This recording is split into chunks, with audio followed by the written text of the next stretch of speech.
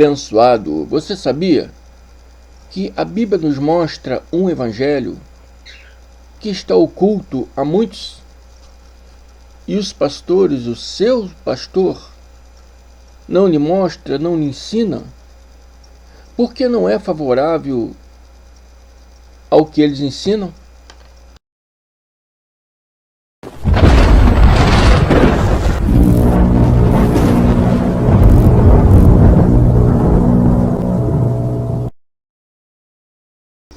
E o tema desse estudo é o evangelho mais adorado pelos pastores. O evangelho mais adorado pelos pastores. Como eu disse, há um evangelho oculto que muitos de vocês, evangélicos, católicos, não conhecem. Os pastores não lhe ensinam, porque não é favorável o que eles ensinam para vocês. Amém? É sobre isso que vamos falar aqui hoje. Qual é o evangelho que vocês conhecem aí? Mateus, Marcos, Lucas e João. Mas se eu disser para vocês que Mateus, Marcos, Lucas e João não é evangelho? Mateus, Marcos, Lucas e João são chamados de livros históricos, livros que contam a vida religiosa dos judeus e também relata a passagem do homem Yahshua, o homem Jesus, na terra. Amém? Mateus, Marcos, Lucas e João relata essas coisas. A passagem do homem Jesus na terra e a passagem da vida religiosa dos judeus. Isso é relatado nos 4 evangelhos que vocês conhecem. Seguido desses 4 evangelhos, como eu disse, que é relatado as histórias dos judeus daquela época, os pastores trazem essas coisas para os dias de hoje e faz vocês, evangélicos, a praticar as mesmas ordenanças que eram para aqueles judeus. Eram, não é mais. As ordenanças eram para aqueles judeus. E uma vez que o pastor se baseia nesses 4 evangelhos, forçam vocês automaticamente a viverem as mesmas obrigações que eram para aqueles judeus. Que obrigações são essas? Jejum é uma das obrigações. A ceia, que na verdade não é ceia, mas é Páscoa judaica. Ceia, abençoados, é um alimento que se faz à noite. Lembra-se do ano novo, do ano natal, quando a gente vai cear, porque está comendo à noite. Amém? A gente tem mania de falar, vamos jantar, mas não é ceia. Em Israel, às 18 horas, de uma sexta-feira, já considerada noite, porque ali já começa o sabate judaico. Amém? E vai até no sábado, no mesmo horário. Esse pão que é descrito, pão e vinho, esse pão é um pão especial. Não é um pão lá da padaria do seu João, nem um vinho do armazém do seu Joaquim, porque é um pão especial. É um pão que não poderia ter fermento. É um vinho também não fermentado. Não poderia ter nada com fermento. Hoje se come pão com fermento da padaria. Hoje se toma um vinho fermentado. Entendeu? Eles querem copiar a Páscoa judaica, mas mesmo assim ainda copia errado. A Páscoa judaica tinha que ser assado um cordeiro. O sangue tinha que ser posto na porta, né? E comia o pão, que se chama pão ázimos, que é o pão sem fermento. Bebia o vinho, que era um vinho também sem fermento, acho que chamado kosh, né? E esse era o alimento deles. Uma hora dessa eu vou falar isso com mais detalhadamente. Os católicos, eles criaram uma nova Páscoa, nomearam como ceia, e o pão é fermentado. É o pão lá da padaria, um pão comum, fermentado. Dá o suco de uva, os evangélicos tomam suco de uva, também fermentado, que não tem nada a ver. Nem se fosse vinho, também não poderia ser qualquer vinho, né? Então esse é o evangelho que vocês conhecem, chamada ceia, que na verdade não é um mandamento, é uma invenção dos homens das primeiras igrejas católicas. Não é um mandamento. O mandamento era a Páscoa para os judeus. Não é um mandamento para cristão evangélico fazer, praticar, né, essa chamada ceia. Segunda coisa, eles mandam vocês batizar, como Cristo na Bíblia já nos mostra que todos nós já fomos batizados no madeiro. Todos nós já fomos batizados no madeiro. Amém?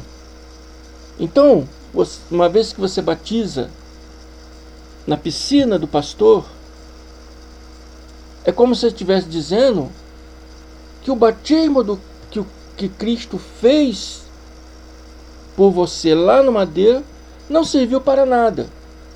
Não valeu para nada. Está me entendendo? Olha o que diz aqui a Bíblia. Abra suas Bíblias aí e leia aí comigo aí Romanos 6,3. Presta atenção no que está escrito aqui.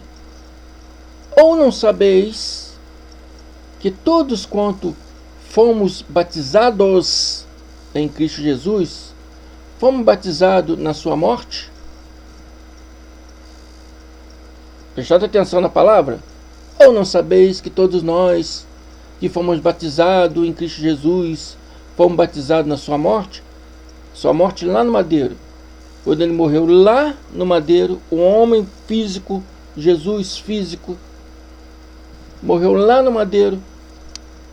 Está dizendo aqui que todos nós fomos batizados lá no madeiro. Esse todos nós se refere àquelas pessoas que viveram naquela época. Nós que nascemos depois de 70 já nascemos batizados. Não precisa rebatizar, né? Não, nascemos na época fora do Cristo, então temos que batizar de novo. Não existe isso. É viver por fé, é crer. Cristo já batizou, está batizado. Toda vez que você batiza, toda vez que você presencia um batismo, ou você que ainda se pretende batizar, você está dizendo que o batismo do Cristo lá na cruz foi inútil para você, não serviu para nada. Está me entendendo? Esse é o evangelho que eles ensinam para vocês. Outra coisa, né? Outra coisa é mandar você buscar o Espírito Santo. Tem algumas chamadas de igreja que vão lá no monte buscar o Espírito Santo no monte. E eles falam que você tem que buscar o Espírito Santo. É mais uma coisa errada. É mais uma coisa que não condiz com ensinamentos bíblicos. Vamos ver o que a Bíblia diz sobre isso? Abra suas Bíblias aí em 1 Coríntios 12:13. E ele diz assim: pois todos nós fomos batizados em um Espírito, formando um corpo, quer judeus, quer grego, quer servos, quer livres, todos. todos temos bebido de um Espírito. Então, como eu disse, né, que nós que nascemos depois de 70 DC, já nascemos batizados. Então, você já tem o Espírito de Cristo em você. Você já participa do corpo de Cristo. Você não precisa ir no monte para buscar o Espírito Santo, porque ele já mora dentro de você. Já participamos desse corpo. Você que não sabia disso, que está aprendendo agora, abençoado. Você já participa do corpo de Cristo. Amém? Você já nasceu batizado. Então já participa desse corpo de Cristo. Está entendendo a palavra? E Paulo, o apóstolo Paulo, ele é bem explícito ao ensinar os coríntios. Abre sua Bíblia, 1 Coríntios 6, 19 e 20. E Paulo, bem explícito, diz para eles: ou não sabeis que o vosso corpo é o templo do Espírito Santo, que habita em vós, proveniente de Deus, e que não sois de vós mesmos, porque foste comprados por um preço. Glorificai, pois, a Deus no vosso corpo e no vosso espírito, os quais pertencem a Deus. Está dizendo que você é o templo do Espírito Santo. Então está dizendo que você é o templo do Espírito Santo. Nós somos o templo. Nós somos a igreja do Espírito Santo. Ele habita em nós. Então o evangelho que é ensinado para você, manda você buscar ele no monte. Mas o evangelho oculto que eu estou trazendo para você, estou te mostrando que ele já mora dentro de você. Você não precisa ir lá no monte buscar ele. Amém?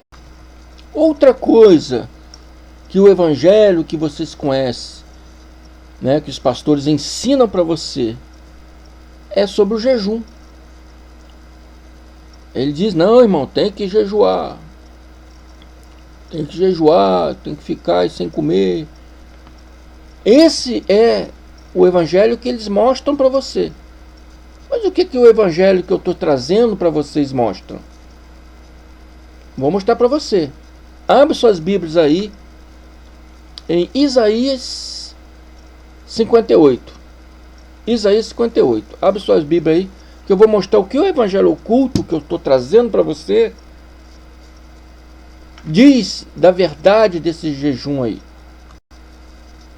Então, está escrito assim: clama, Isaías 58, vou começar aqui no 1. Clama em alta voz, não te detenhas.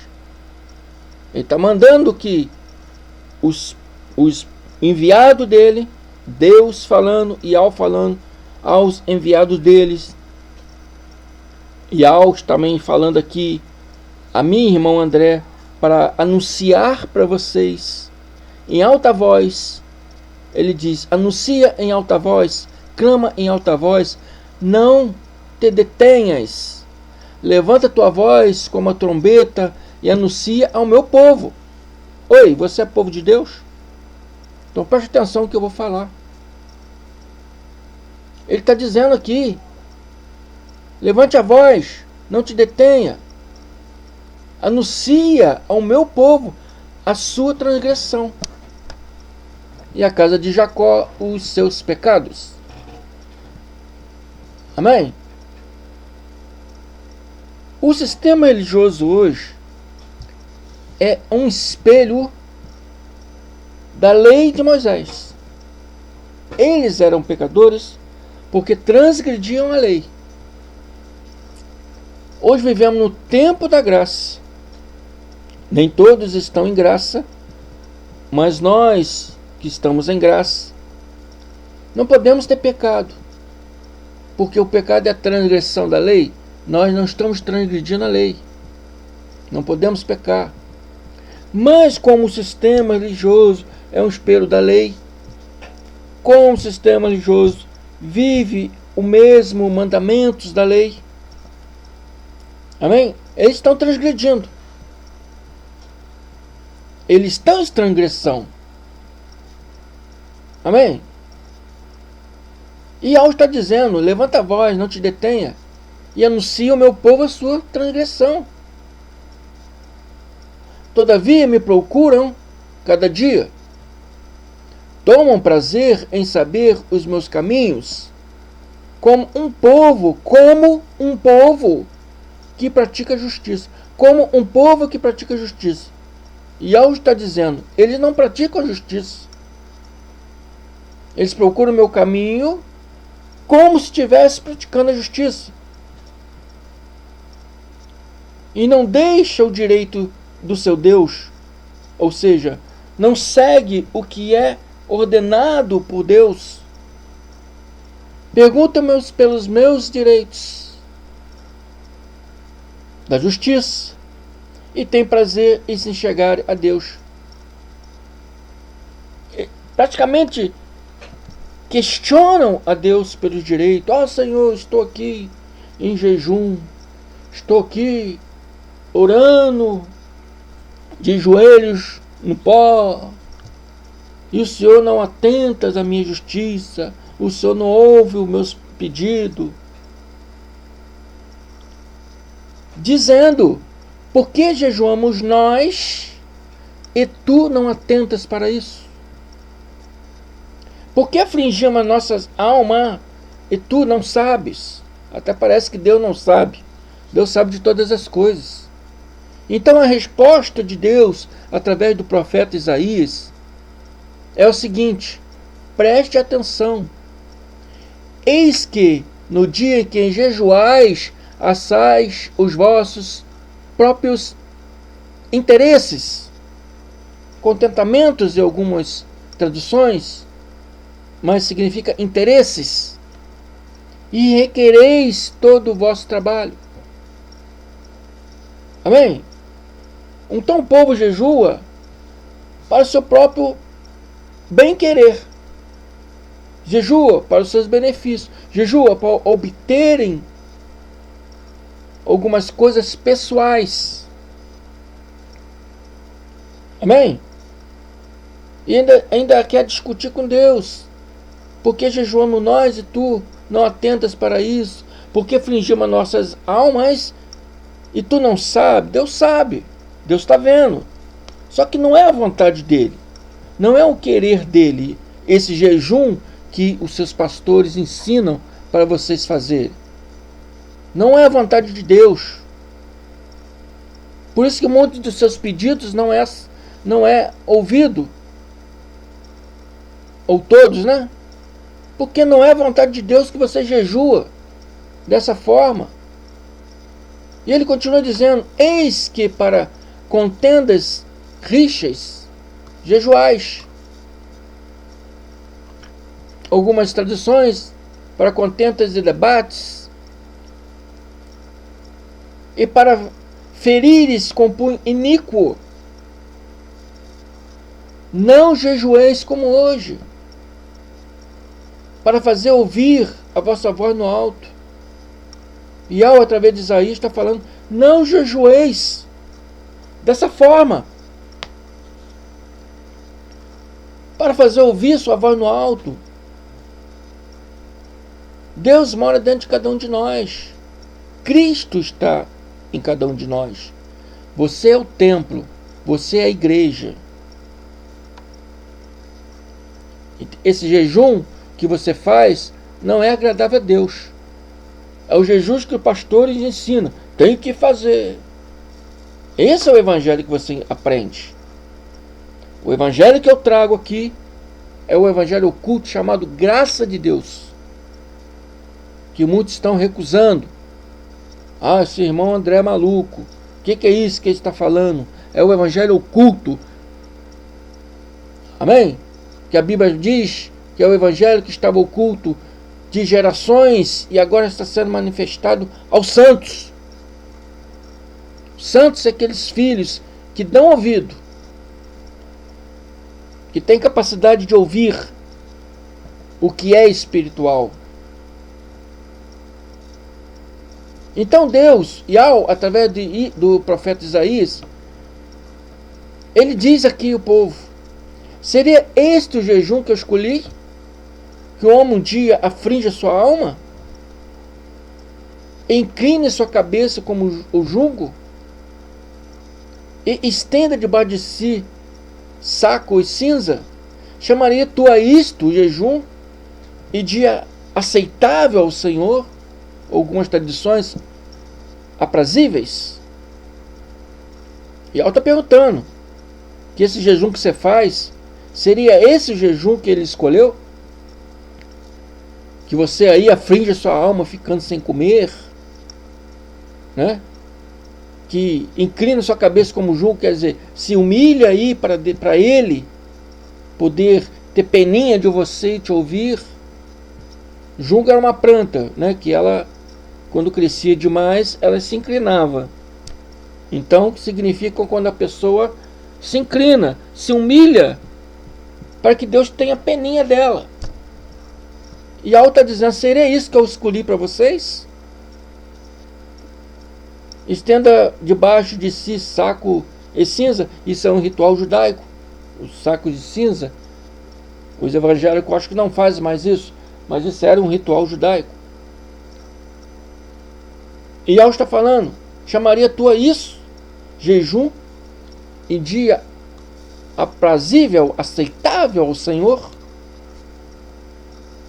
Não, abençoado. Esse jejum que os seus pastores ensinam para vocês é errado.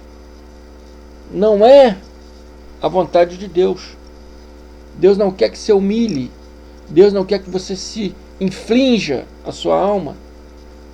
Deus não quer a sua humilhação.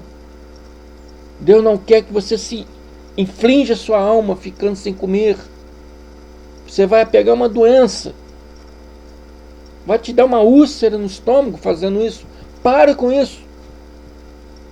Isso não é a vontade de Deus. Isso não é aceitável para Deus. Sabe qual é o jejum aceitável pelo Senhor? O jejum que agrada o Senhor? Vamos ler aqui mesmo, Isaías 58, 6, 7. Abre suas Bíblias aí. Isaías 58, a partir do 6 aí. Porventura, não é este o jejum que escolhi? Que soltes as ligaduras da impiedade? Que desfaças as ataduras do jugo? E que deixes livres os oprimidos e despedaces todo o jugo? Esse é o jejum aceitável para o Senhor. Que você desfaça a atadura do jugo. Que se você desfaça essa religiosidade da sua mente, para ficar livre. Você que é oprimido pela religião, que você fica livre. Deus quer você livre.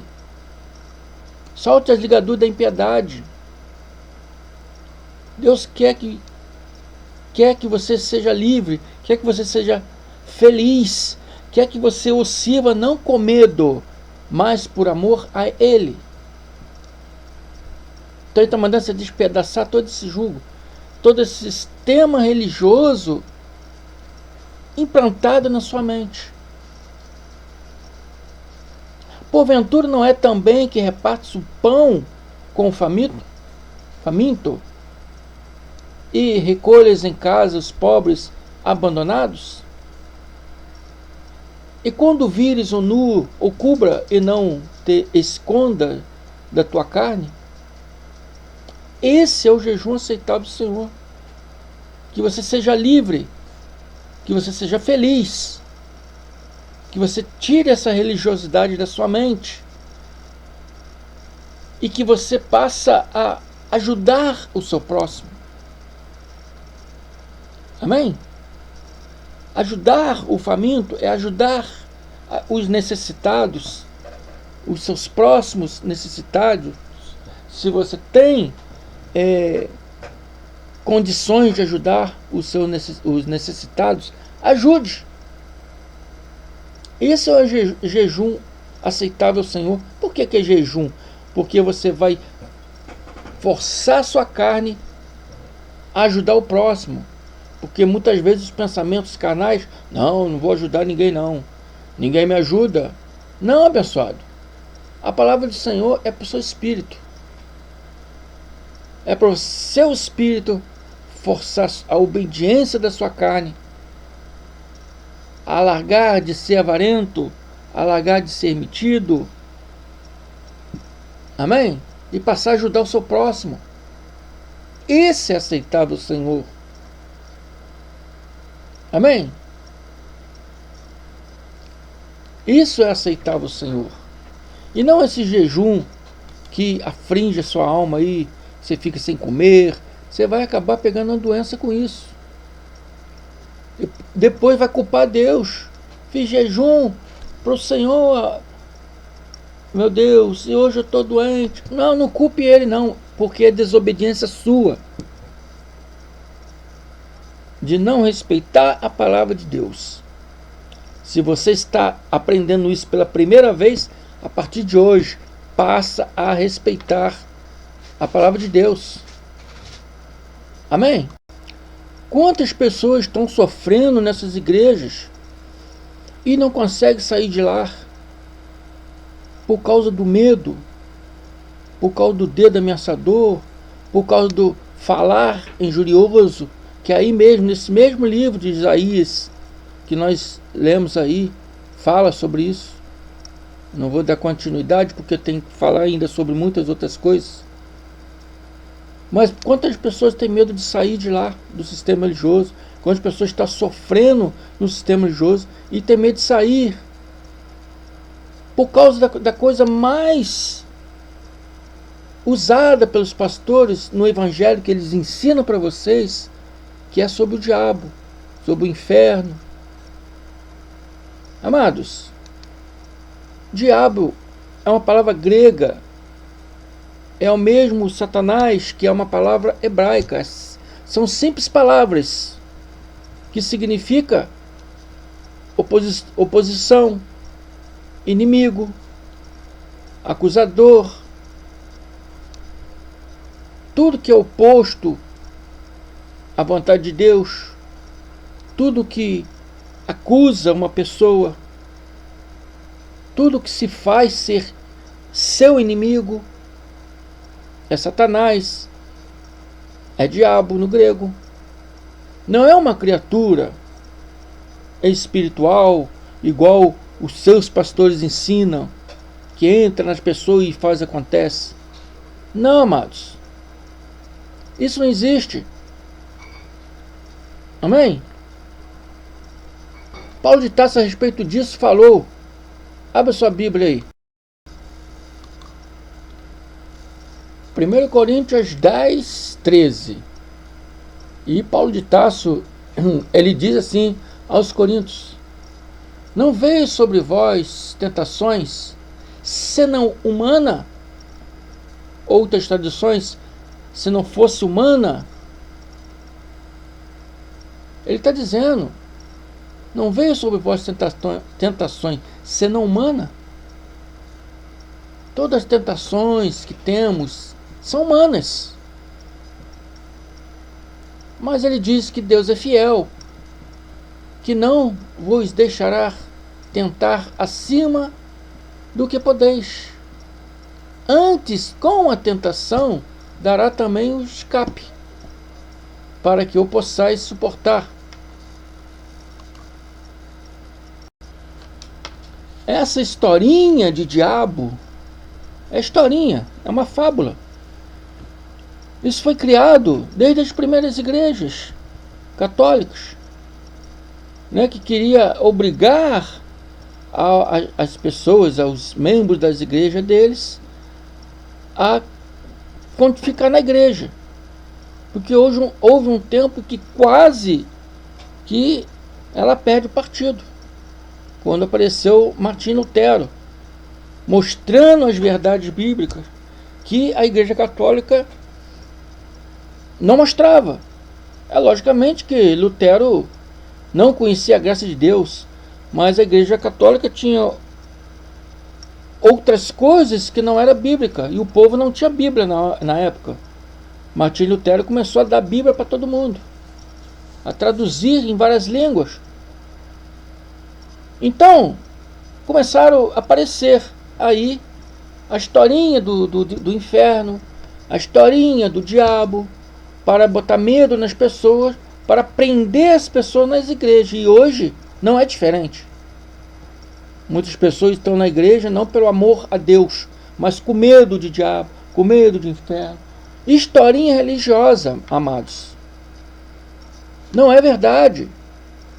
Essa criatura, diabo, Satanás, não existe. São apenas palavras que significam opositor, acusador, né?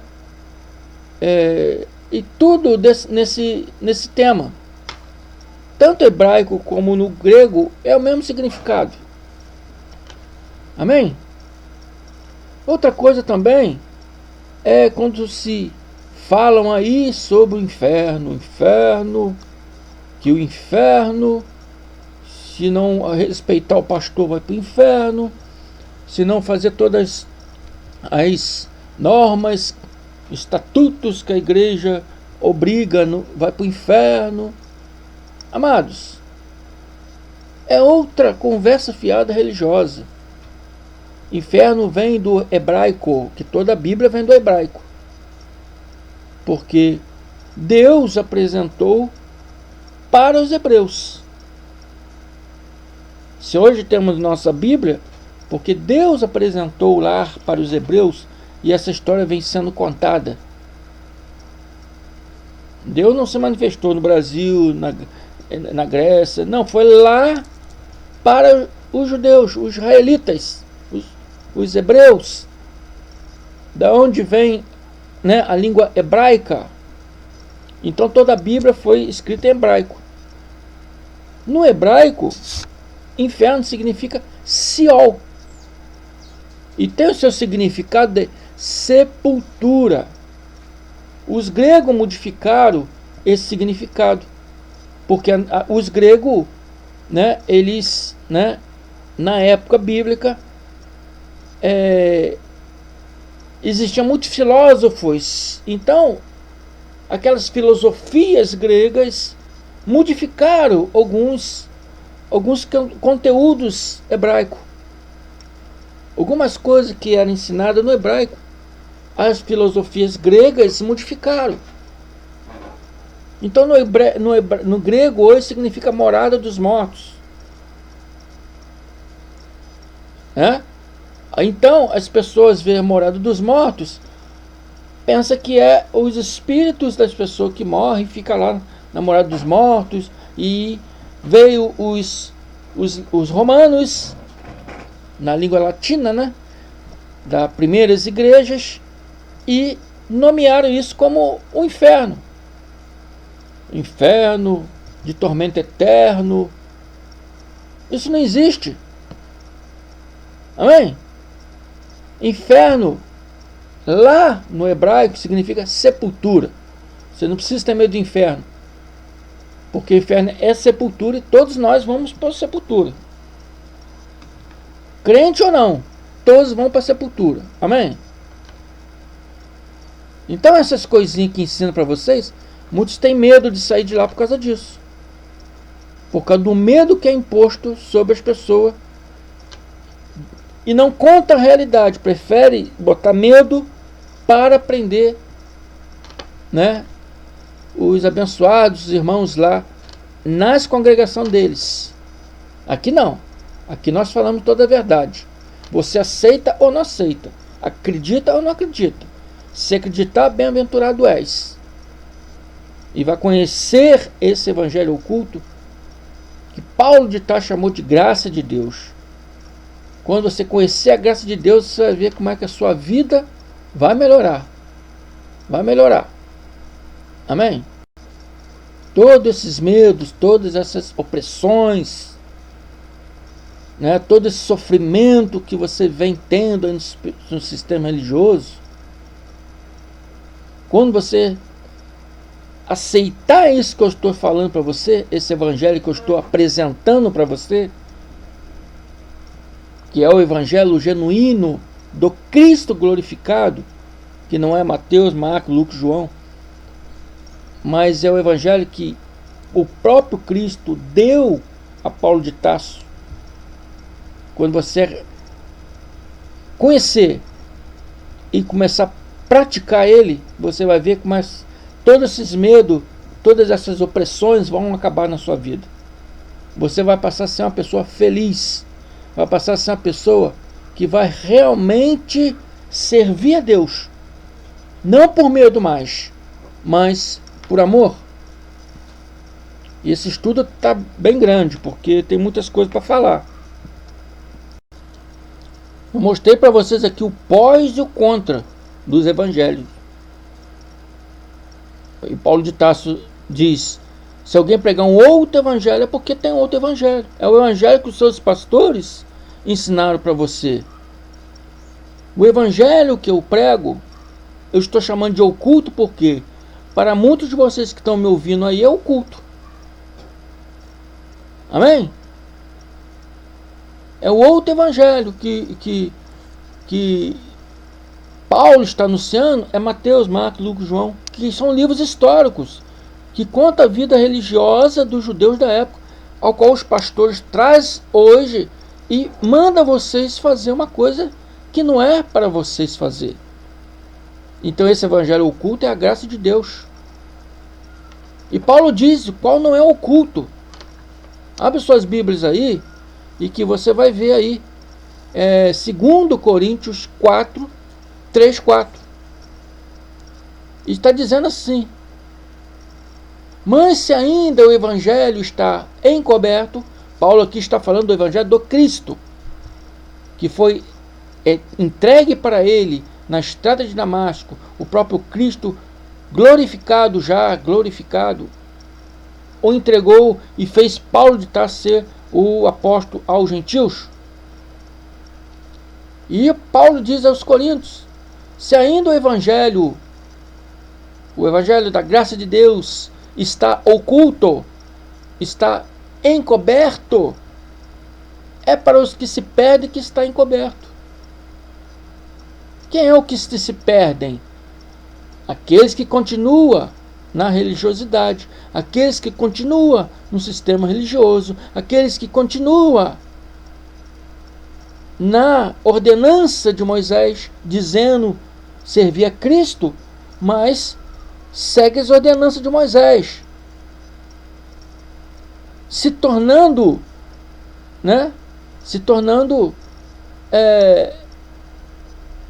uma noiva que serve a dois noivos. Amém? E uma noiva que serve a dois noivos está cometendo uma prostituição religiosa. Porque você diz que o seu noivo é Cristo, mas você tem um pezinho lá no seu antigo namorado, que é Moisés. Meu noivo é Cristo, Cristo é meu noivo, mas eu ouço ainda tudo que o noivo da lei fala. Então a igreja está prostituindo. Ela está seguindo a dois noivos. Então é esses que se perdem. Se ainda o nosso evangelho, Paulo está falando, o evangelho oculto, o evangelho da graça de Deus está encoberto, é para os que se perdem que está encoberto, nos quais o Deus desse século cegou os entendimentos dos incrédulos. Quem é o Deus desse século? É o diabo, Satanás? Não. É o Deus desse século, é os homens. Aqui está o Deus em D minúsculo. Significam os homens que acham que sabem, os doutores da lei, os homens de anel, o engravatado, o que sabe todas as coisas, que se fazem de Deus, se fazem de superior aos irmãos da igreja. Esse é o Deus desse século. eles, né, cegou os entendimentos dos incrédulos. Aqui Paulo está se referindo aos escribas, aos fariseus. Hoje nós referimos aos pastores, aos bispos, que se fazem de Deus dentro da igreja. Amém? E que cega os seus irmãos, os que congregam nas suas chamadas igrejas. Paulo diz: o Deus desse século cegou os entendimentos dos incrédulos. Porque não te dá a sabedoria. Então você fica incrédulo. Não te dá o conhecimento. Então você é incrédulo. Quando eu, irmão André, venho aqui falando a verdade, você... esse sujeito é maluco. Não ouve nele não, porque a Bíblia diz isso. Eu estou explicando para você aqui que a Bíblia fala de 2 evangelhos. O de Mateus, Marcos, Lucas e João, e o evangelho do Cristo, que foi dado a Paulo de Tarso, nos quais o Deus desse século cegou o entendimento dos incrédulos, para que eles não resplandeça a luz do evangelho da glória de Cristo, que é a imagem de Deus. Então esse evangelho oculto que eu estou pregando, que é o evangelho que o Paulo está dizendo, nosso evangelho, que é o evangelho genuíno do Cristo glorificado, amém? Ele ainda não resplandeceu a luz na vida de vocês, abençoados. Amém? Porque ele ainda está encoberto, ainda está oculto. Mas se você está me ouvindo pela primeira vez, eu declaro que a partir de hoje, ele não mais está encoberto, ele não mais está oculto nas suas vidas. Amém? Tenho ainda muitas coisas para te falar sobre esse respeito, mas vou ficar por aqui. Ouça esse vídeo várias vezes para poder entender melhor. Amém? Pegue suas Bíblias, acompanhe todos os versículos que eu estou mostrando, todas as explicações. Preste muita atenção, abençoado. Amém? Então tá, muito obrigado. Se não é inscrito, se inscreva. Se já são inscritos, indique pessoas para se inscrever. Não esqueça de dar like nesse vídeo. Fico por aqui. Muito obrigado. Até a próxima. Graça e paz.